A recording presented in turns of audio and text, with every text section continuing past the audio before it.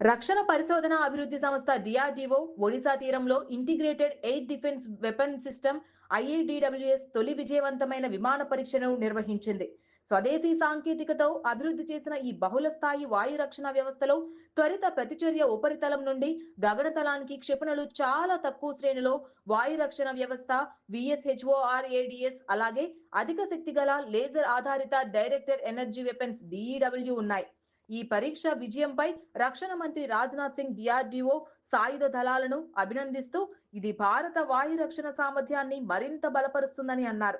ప్రస్తుతం భారతదేశం ఇప్పటికే శక్తివంతమైన వాయు రక్షణ వ్యవస్థలు ముఖ్యంగా S-400, Akash spider, Barak 8, MK SAM అలాగే Igla yes, 9K-33 ఓసా AK, 2K-12 Koop అలాగే క్యూఆర్ శామ్ లాంటి వ్యవస్థలను వినియోగిస్తోంది.